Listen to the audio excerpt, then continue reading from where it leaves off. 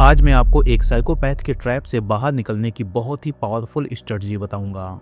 और हाँ, सिर्फ स्ट्रेटजी ही नहीं बताऊंगा, कुछ और भी बताऊंगा। साइकोपैथ बहुत ही खतरनाक होते हैं और वो कितने खतरनाक हो सकते हैं इसको मैंने पिछले वीडियो में बताया था, जिसमें मैंने ये बताया था कि कैसे एक MBA स्टूडेंट की उसके बॉयफ्रेंड ने बेरहमी से हत्या कर दी। और जब पुलिस ने उसे पकड़ा तो वो मीडिया के सामने चेहरे में हल्की सी मुस्कान लाकर कहता है, जो होना था वो हो गया।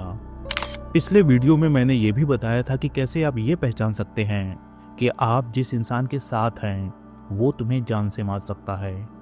तो जब आप ऐसे इंसान को पहचान लेंगे तो अगला नेचुरल स्टेप ये होगा कि कैसे इंसान से दूर हुआ जाए, वो भी खुद को सेफ रखते हुए। हेलो फ्रेंड्स, मैंने साइकोपैथिक पर्सनैलिटी पर जो वीडियो सीरीज स्टार्ट की थी उस सीरीज का ये 12वां वीडियो है। तो अगर आपने इस सीरीज के पिछले वीडियो नहीं देखे तो इससे पहले कि बहुत देर हो जाए उन वीडियोस को भी देख लीजिएगा। मैं इस वीडियो में 3 टॉपिक कवर करने वाला हूँ। सबसे पहले मैं आपको ये बताऊंगा कि आपको कौन सी गलतियाँ नहीं करनी। इसे मैं सबसे पहले इसलिए डिस्कस करूंगा क्योंकि आपकी एक गलती आपकी ज़िंदगी को खतरे में डाल सकती है। दूसरा टॉपिक होगा कि जब आप उस इंसान से दूर होने की कोशिश करेंगी तो आपको कौन कौन सी वीकनेस फील होंगी और आपको किस किस तरह की कन्फ्यूजन का सामना करना पड़ेगा। और फिर लास्ट में उन स्ट्रेटजीज़ को बताऊंगा जिनका यूज करके आप उस इंसान से दूर हो सकती हैं, वो भी बिना अपनी जान को जोखिम में डाले। तो अगर आपको ये लगता है कि ये वीडियो किसी के काम आ सकता है तो उसे इस वीडियो का लिंक ज़रूर शेयर कर दीजिए। तो फिर शुरू करते हैं। तो सबसे पहले ये समझ लेते हैं कि आपको कौन कौन सी गलतियां नहीं करनी।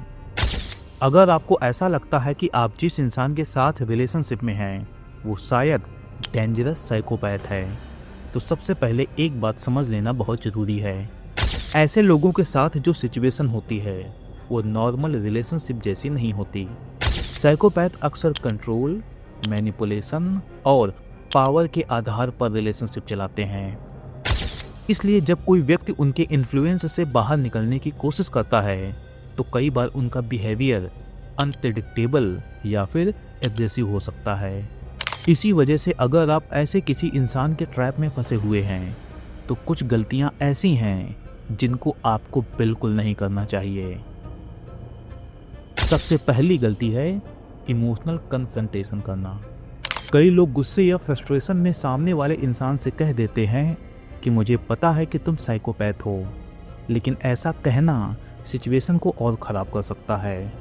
क्योंकि साइकोपैथ के लिए यह सिर्फ एक एक्यूजेशन नहीं होता, बल्कि उसे यह महसूस हो सकता है कि उसका मास्क एक्सपोज हो रहा है।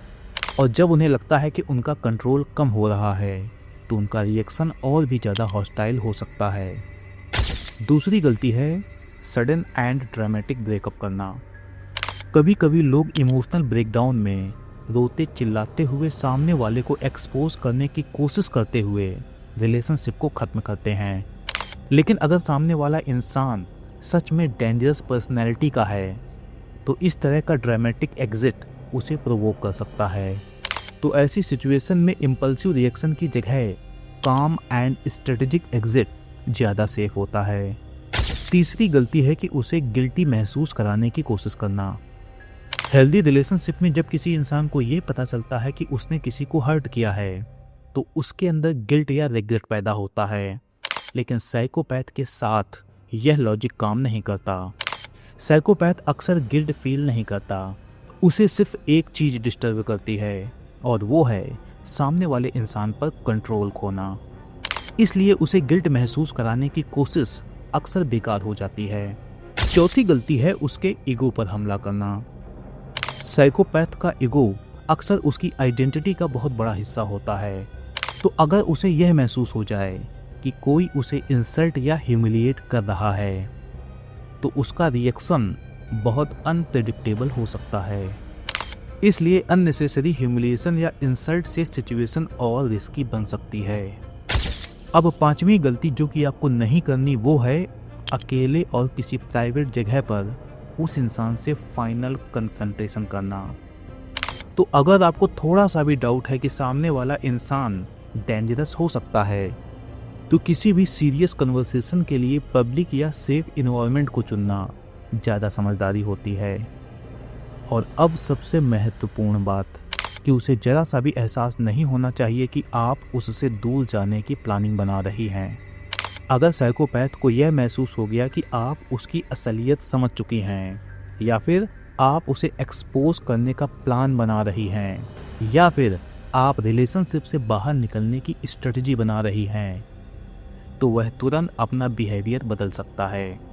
कभी वह अचानक बहुत स्वीट और केयरिंग बनने लगेगा, कभी वह आपके अंदर गिल्ट क्रिएट करने की कोशिश करेगा, और कभी वो सिचुएशन पर कंट्रोल बनाए रखने के लिए और ज़्यादा मैनिपुलेशन शुरू कर देगा, और अंत में वो आप पर जानलेवा हमला तक कर सकता है। इसलिए सबसे सुरक्षित तरीका यह होता है कि आप बाहर से बिल्कुल नॉर्मल बिहेव करें, लेकिन अंदर ही अंदर आप धीरे धीरे अपनी सेफ्टी स्ट्रेटजी को बनाते रहें।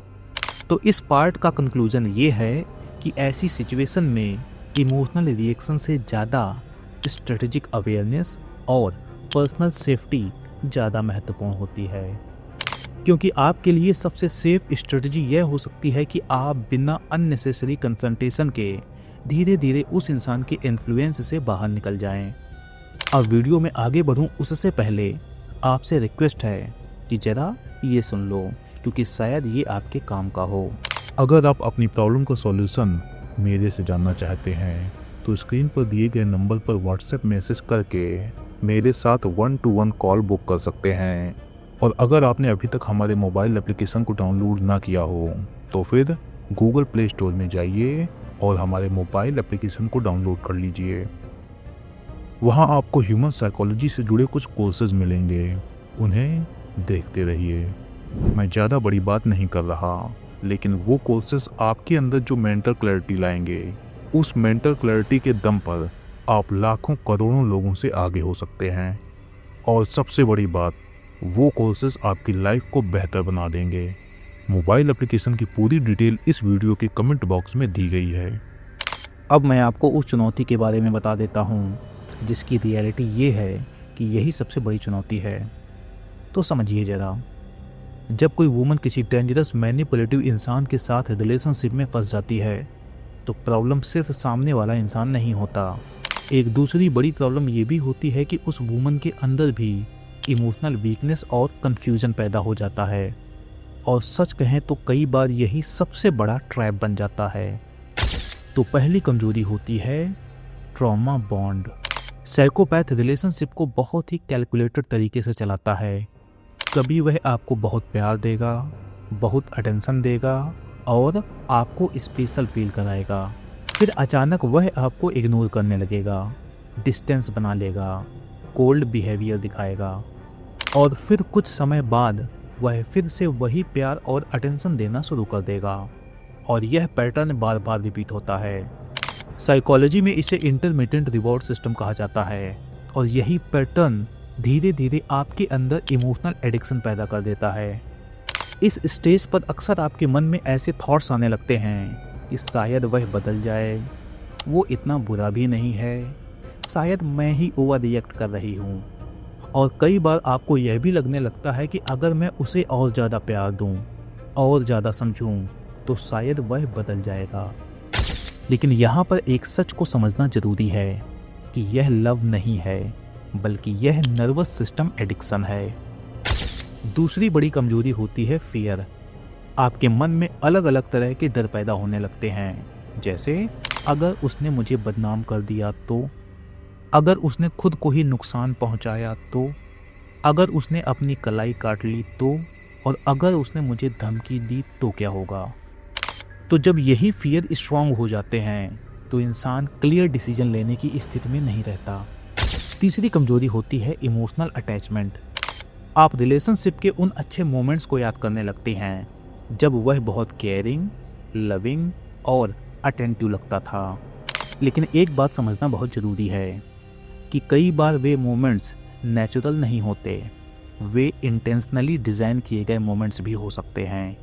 साइकोपैथ आपको प्यार नहीं दे सकता, वो सिर्फ आपके अंदर इमोशनल अटैचमेंट क्रिएट करता है ताकि आप इमोशनली उस रिलेशनशिप में बंधी रहें। और इन सब चीज़ों का सबसे बड़ा खतरा यह है कि धीरे धीरे आपका माइंड खुद ही आपको यह समझाने लगता है कि शायद रिलेशनशिप छोड़ना सही डिसीजन नहीं होगा, शायद मुझे उसके साथ ही रहना चाहिए, शायद सिचुएशन उतनी सीरियस नहीं है। लेकिन सच्चाई यह है कि ये सारे के सारे थॉट्स क्लियर थिंकिंग नहीं होते, बल्कि इमोशनल वीकनेस का रिजल्ट होते हैं। इसलिए ऐसी सिचुएशन में अपनी इमोशंस को समझना और उनसे थोड़ी दूरी बनाकर सिचुएशन को ऑब्जर्व करना बहुत ज़रूरी हो जाता है। अब आती है बारी उस टॉपिक की जिसकी वजह से मैंने यह वीडियो बनाया है, यानी कि एग्जिट स्ट्रेटजी की। लेकिन हाँ, यह एग्जिट कोई इमोशनल एग्जिट नहीं होने वाला, बल्कि एक तरह का टैक्टिकल एग्जिट होगा।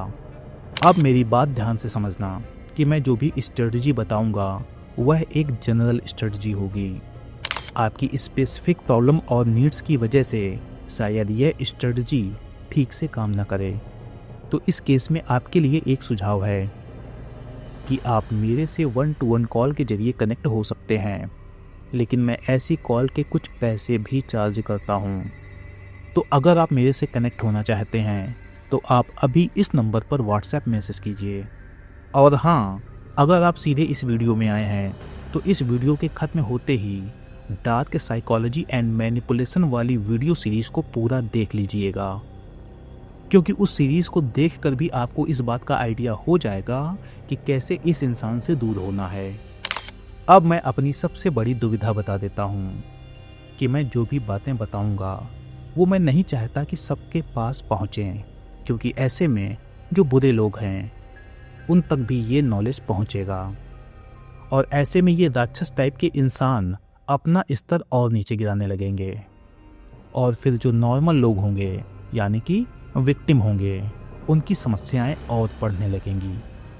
इसलिए इतने खतरनाक लोगों के ट्रैप से बाहर निकलने की एग्जिट स्ट्रेटजी को मैं पब्लिक वीडियो में डिस्कस नहीं करूंगा, और मैं इसके लिए आपसे माफ़ी भी मांगता हूं। तो अगर आप ऐसी किसी समस्या में फंसे हैं या फंसी हैं तो मेरे से कनेक्ट हो सकते हैं। मिलते हैं नेक्स्ट वीडियो में। Thank you.